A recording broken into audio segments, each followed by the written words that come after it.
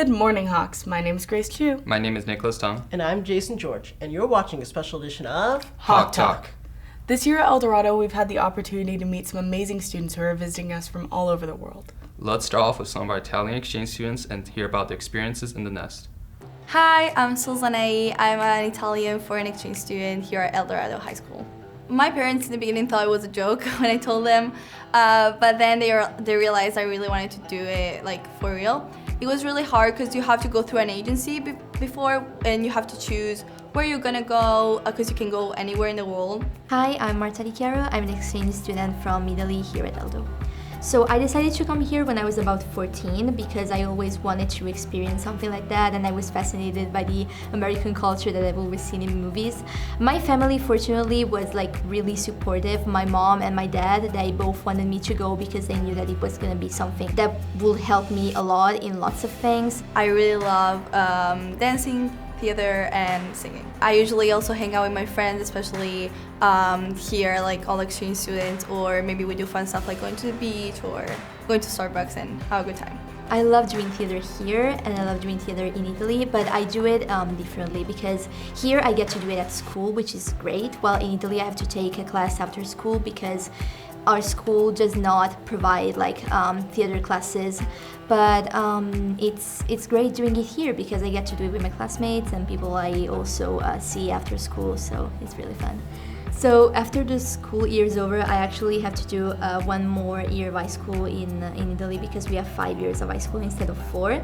But then something that's different from what I wanted before I came here, I was actually thinking of applying for colleges here in the US because I find that here what I want to do in life is much more I have more possibilities here than I will have in Italy. So yeah, that's kind of my plan. Great. Thank you so much.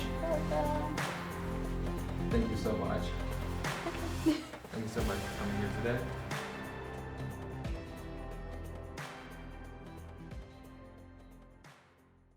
Like a lot of our teams this year, Cheer was super successful and even brought home a CIF title. Let's check out some more information on this next segment.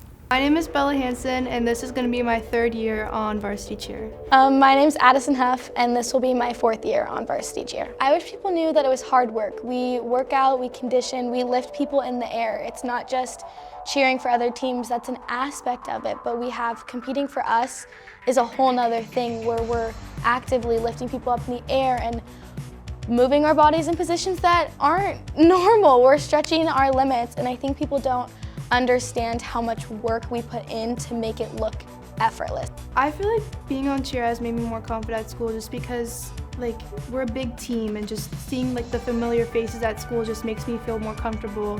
Or I'm walking the classes and I just see people that I know and that I'm familiar with, and everyone on the team is just so close. We're a very close team that you just see everyone everywhere, people that you know, and then you feel more comfortable and confident walking around because it's I know these people, it's not as scary. I think a common misconception about cheer is all we do is cheers, because you see us on the sideline at football games or at basketball games, and we do a few hard stunts, but I feel like they don't understand not only the amount of work and the work ethic, but how hard it is, the strain that it takes on our bodies, the injuries that come with it, because we love our sport and we want to continue to do better. Hey, my name is Dorna. And my name's Allison. Thanks for the helpful advice, seniors. I'm sure it will help guide many incoming and current Hawks. The month of May is dedicated to the celebration of Asian American and Pacific Islander heritage. We have a special spot feature for those who celebrate AAPI. Let's check it out. My name is Chef Bert Agor Jr. I'm a 5-star executive chef for Southern California. I would say the longest place I've worked with was King's Hawaiian. I was there for 10 years. I was their national corporate chef. I got to bring the aloha spirit and sweet Hawaiian buns across the country. Being a Hawaiian chef and growing up in Hawaii is a big part of who I am and the culture. I'm very connected with my Hawaiian culture. I have a huge influence in teaching. That's just something I have a passion for. I love creating dishes that are dishes that are from Hawaii. As a teacher, I love to influence different people and give different experiences of the things I learned in Hawaii as far as Filipino, Thai, Hawaiian, Chinese, Japanese cuisine that is a part of Hawaii. So kalua pork is pork that's baked in an imu, which is the Hawaiian earth oven.